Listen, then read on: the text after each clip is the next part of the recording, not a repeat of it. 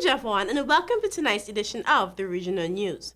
We start off in Jamaica, where 2 persons have died as a result of injuries sustained in a motor car after a collision on Chesterfield Drive in St. Andrew on Monday. The deceased have not been identified, but eyewitnesses say that they are among 4 persons rescued from the crashed car before it burst into flames. The accident involved 3 vehicles, a car, a truck, and a trailer.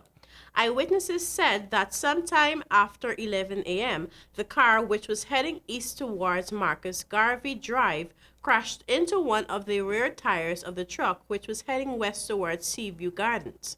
The car reportedly veered into the path of a trailer, which, in an attempt to escape it, swerved off the roadway. It is unclear what caused the car to burst into flames. Persons on the scene said that the 4 occupants of the car were rescued and taken to a hospital, where 2 of them died. And now in Dominica for some post-election news.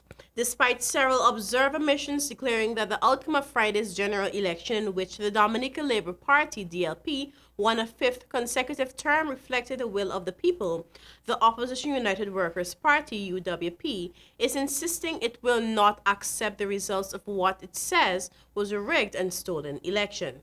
The UWP is alleging that thousands of overseas-based Dominicans were paid to return home to cast their ballots, swinging the elections in the DLP's favor. And opposition leader Lennox Linton has called for Dominicans to rise up and demand new polls.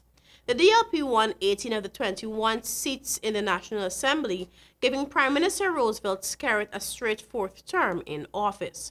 The UWP took the other 3 seats. Of the almost 40,189 persons who voted, 23,541 persons cast ballots for the DLP, but Linton claimed that at least 8,000 and up to 13,000 of those voters were bought. The opposition leader alleges that the people were bribed with airline tickets and spending money to return to the island to vote.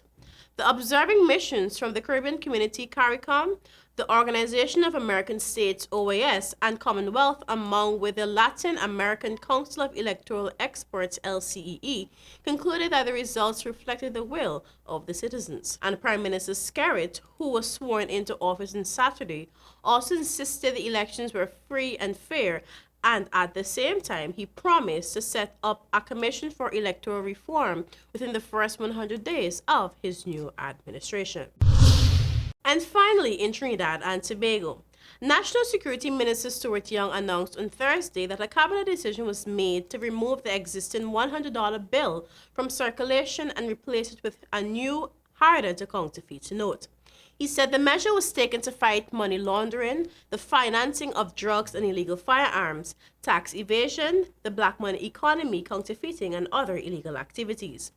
As the 14-day countdown for the implementation of the new Polymore $100 bill ticks down, economists Mariano Brown, Dr. Roger Hussein, Dr. Valmiki Arjun, and Mary King weighed in on the issue. Brown said counting machines cannot check the Polymore bills. The cost of the new machines was $2,000 each. He said reconfiguring the ATMs should happen in the first week of the new year, but removing all notes from the system was a time-consuming task. Replying to whether the changeover was an effective method to clean out dirty money, Brown said as long as there were dirty activities, there will be dirty money, and this was a temporary one-off exercise. He said all it dealt with was the money that was currently hoarded and unbanked, and the conversion process, it solved nothing. Brown said there was nothing that said that a person cannot deposit more than $10,000 into an account. It simply said that the person must declare the source of funds. And that's it for our region news this evening. Back to you, Javon.